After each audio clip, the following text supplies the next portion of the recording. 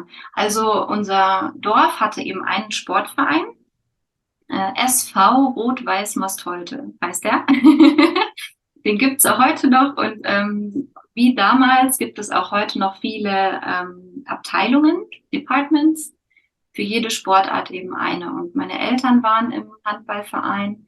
Mein Bruder war im Fußballverein. Der hat kein Handball gespielt, der hat Fußball gespielt. Mein Papa war auch Trainer im Handballverein. Und meine Eltern haben sich tatsächlich auch im Handballverein kennengelernt. Spannend. Okay. So, Verein. Jetzt reden wir über den Verein. Mhm. And as earlier mentioned, we will now be in the second half of our conversation with Svenja. We will be speaking in English, and Svenja will tell us some of her experiences about Vereinsleben, what it means to be in a Verein. So, Svenja, you were a part of two Vereine.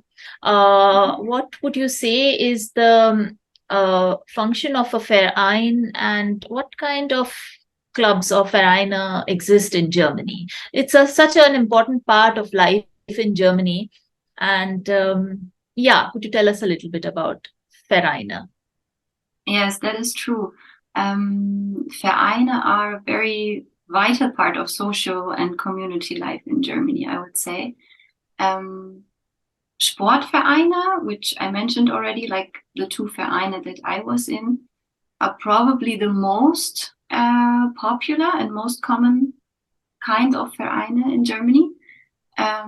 Almost every village and in the cities, every city district has their own Sportverein with different departments. So they are very common. But like you said, there are all sorts of things. Vereine can be many different things. For example, in the cultural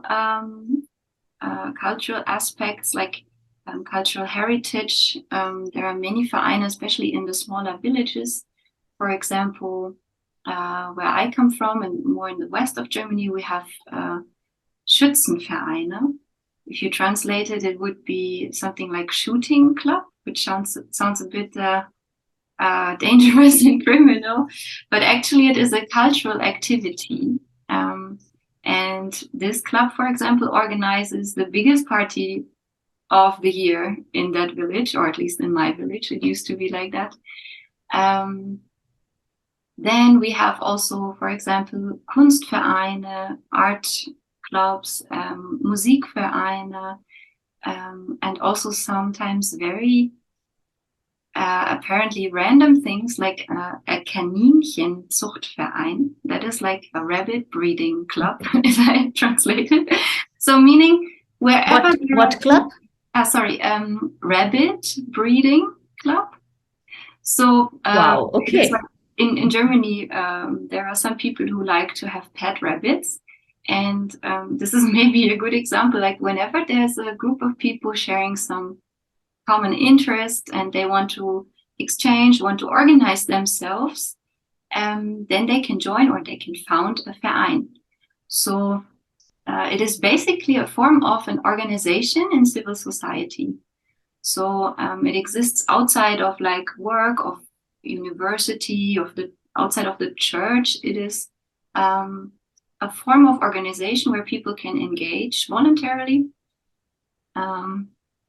And sometimes, yeah, like I said, it can be really everything. You find sometimes very small Vereine in a local village with very, yeah, local traditions. It is almost like an own bubble or like a microcosmos in itself.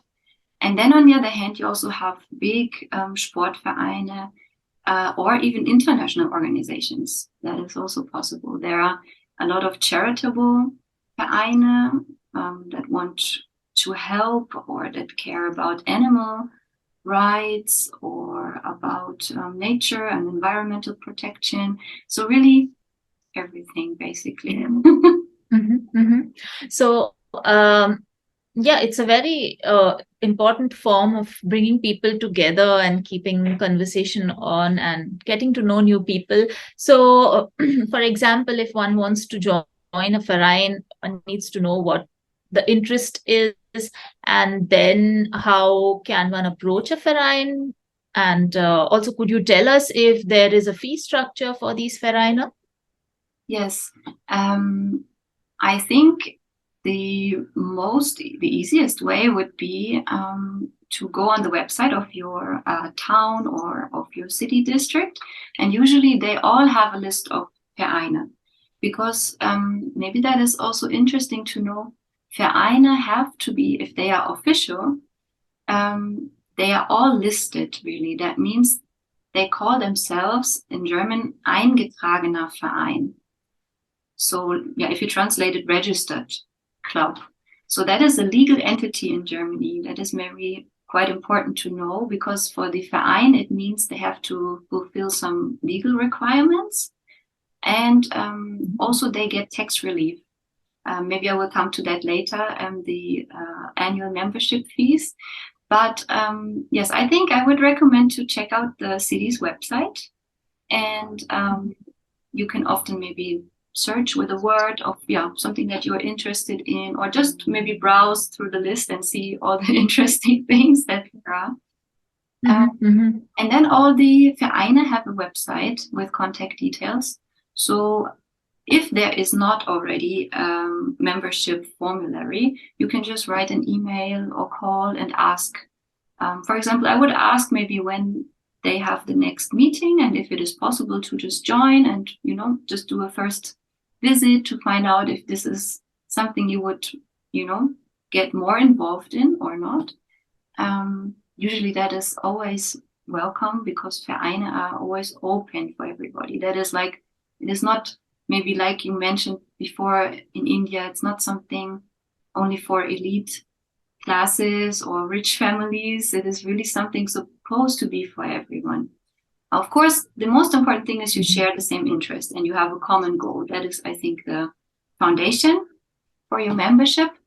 But other than that, it is not expensive. The fee is, I would say, between 50 and 130 euros per year per person.